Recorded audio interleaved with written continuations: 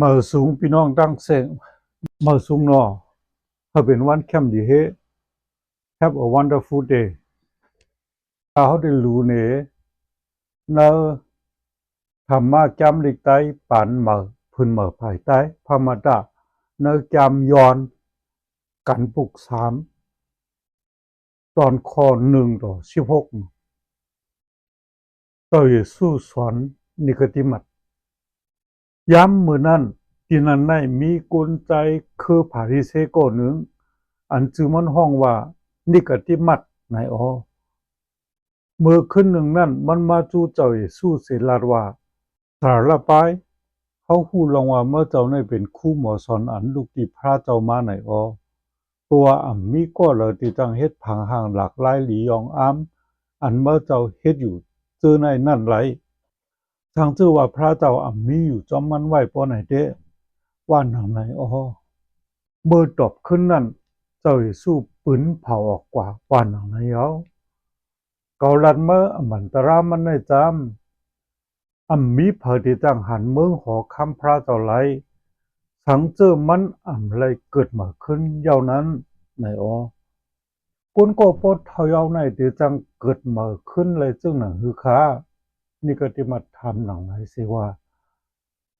มันจังเขาเนื้อต้องมีมันแทงกำสองสีเกิดมาขึ้นเลยไหนตื่นรับร้องยาวไหนแต่สู้ตอบว่าเกาลัดเมื่อมันตรามันในจำมีเผยที่จังเขาเนื้อเมืองหอคำพระเจ้าไรสังเจอว่ามันเกิดรวยน้ำแลวิญญาณเจ้านั้นตัวเนื้อหนังในเกิดเลี้ยงปันตัวเนื้อหนังกุ้ยกาวิญญาณมดจังเจ้าในเกิดเลี้ยงปันวิญญาณเมื่อกึ่งดีเลยตกจะเอาอันก็ว่ามันตักแต่ไรเกิดมาขึ้นในนั่นสังลมในมันเจือกไผ่แล้วก็มันทั่วกว่าดังนั้นยาวเมื่อเลยยินเสียงมันอยู่ก็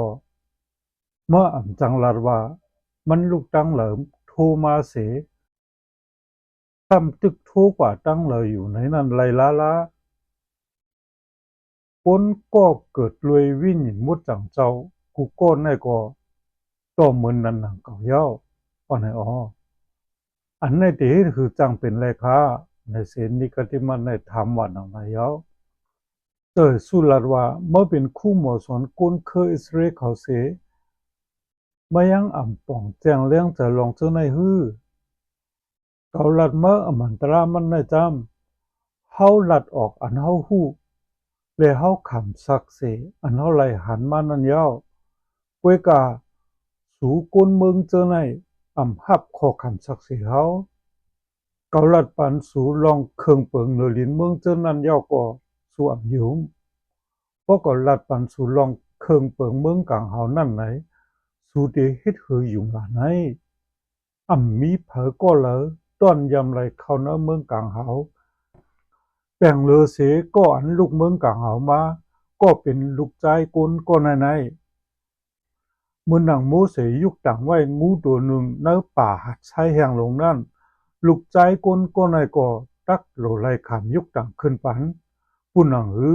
กุนกูก็เจออยู่เนื้อมันเจ้าในไรมีอสักเพราะว่าถาวรานั่นก็เพราะว่าถาวราพระเจ้าหักกุนเมืองกัมผาโลกาเนี่ยนั่นแหละมันเจ้าปันลูกใจก็เหลียวมันเจ้ามาผู้หนังก็อยู่มัดมันเจ้าก็ละเสมว่าเตียมไรลู่เหลียวตายหายกุ้ยกาเฮไรมีอสักเพราะว่าถาวราพระเจ้าในเจ้าลูกใจมันเจ้ามาเนกัมผาโลกาในแต่ที่เสซ้อมเนสกุนเมืองกัมผาโลกานั่นเจอมันเป็นตาแก่ช็อตเอากุนเมืองกัมผาโลกาลุยมันเจ้านั่นกุ้ยเอากุนก็เลยเสมว่าพออยู่มันเจ้าในตีไรคำเสซ้อมเนสมันไหนกำลังเนจำมักการปลุก12ตอนขอเศร้า8-40ขอปงสั่งเจ้าถาราพระขออย่าหลงสุดเนื้อหมอสอนไปปักเปิงเขานั่นก็หนึ่งเผามาเสียลายเย็นอันเขาทัดเทงกันไว้อยู่นั่นยาวไหว้ฟังตุยหันอันเจ้าเยซูตบอันเขาขอตบหลีนั่นเสมันถาม มันเจ้าว่าเนื้อคอปงสั่งเจ้าถาราพระตั้งมุดตั้งเสียงในอันนำรองเสเปิ้นสุดในเป็นคอราคาป้อนให้อ๋ออันลำรองเหลือเปิ้นสุดอันหนึ่งจำวันไหนเสเจ้าให้สู้ตอบว่าเป็นอันไหนเอาถ่อมยินตาปนเมืองอิสราเอลเขาเฮ้ยก็เป็นเจ้าเฮาถาราพระเจ้าในเป็นสู่เหลียวป้าเหลียวกันหักเจ้าพระสู่ถาราพระป้าลุยมาโหเจ้าสู่เสียงเสียงลุยต้นเจ้าวิญญาณสู่เสียงเสียงลุยเจ้าสู่เสียงเสียงแลลุยเอ็นแห้งสู่เสียงเสียงตาที่สองในจำหักปนหิมหอมเมอเหมือนเมอหักตัวเมอนันตาอัมมีขอปงสั่งอันแล้วอย่าลงเสียเจ้าไหนวันไหนอ๋อคนใจคนนั้นขึ้นตอบว่าลัดแคมเตขายเอาคู่หมอสอนเฮาอันเจ้าเฮาว่าพระเจ้าในเป็นสู่เหลียวป้าเหลียวและแปลงเลอเสมันเจ้าในอัมมีแทงต่างอันไหนในแม่นเตขายเอาอันเจ้าว่าเฮาฮักมันเจ้าป้าลุยมาโหเจ้าสู่เซงเซงลุยอันสู่หู้ป่องแจงเลี้ยงเจ้านั่นเซงเซงลุยเอ็นแห้งสู่เซงเซงในแลอันว่าเฮาฮักก้นหิมหอมสู่หนังสู่ฮักตัวเจ้าก่อสู่นั่นเป็นอันเตอหลำลองเสเจอลองจุดเผาหลูด้านแลลองจุ่นตั้งหลายนั่นยาวอันว่าไหนแม่นเตขายเอาวันไหนอ๋อพระเจ้าเยซูแลหันมันตอบรัดแลดจังไหนก็มันเจ้าลัดที่มันว่าเมื่อเนี่ยอำปอไก่เมืองกลางเฮาเจ้าเย้าไหนเห็นนั่นเสลูกเอานั่นมาไหนมีเผอหัดถามมันเจ้าขอถามจึงหือสังแทงเย้าเจ้าเมสไซอาไหนเป็นลูกใจเผอเมื่อพ้องเจ้าเยซูตึกโปงสอนปันเนวังจ้องเพ่งมันนั่นอยู่ไหนมันเจ้าถามว่าเฮ็ดสังแลหมอสอนป้ายปักเปิงเจ้านั้นลัดว่าเจ้าเมสไซอาเจ้าคริสต์ได้เป็นลูกใจเดวิดไหนจึงหือตามตัวเดวิดในเมื่อวิญญาณมุดจังเจ้าโซนลัดนั่น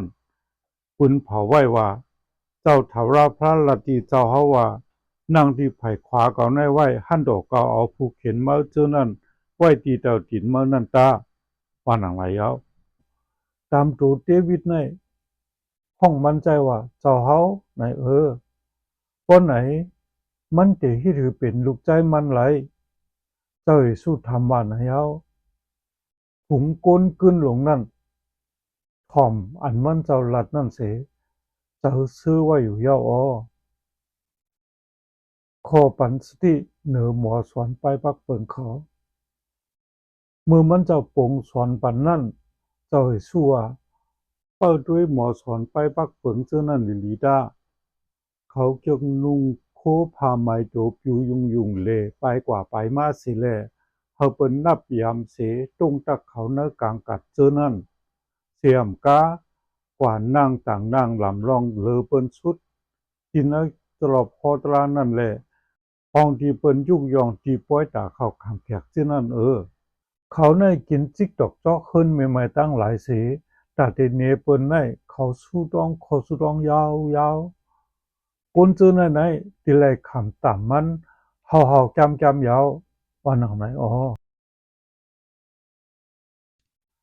ยามสลามการปลูก85ตอนข้อ12เจ้าถาราพราวตีปันเมียวอันดีเต้นนั่นสิแผ่นดินเฮาในตีหมากปันหมากเข้าเต้าน้ำเรื่องดีนะวันไหนการบอลรู้จำสลามการปลูก84 85 86หลูปาจำยอนการปลูก3และจำหมักการปลูก12ตอนเฮารู้ก่อนนั่นนะไปแคมป์เฮาเลยตั้งริมก็ละเจ้าเฮานำเสกำสุดต้องเลยย้อนสู่ปันสู่เก่าเฮาหาตั้งเสลุยเนาะจุเสงเจ้าเยซูคริสต์อาเมนมาสูงเนาะถ้าเป็นวันแคมป์ดีเฮ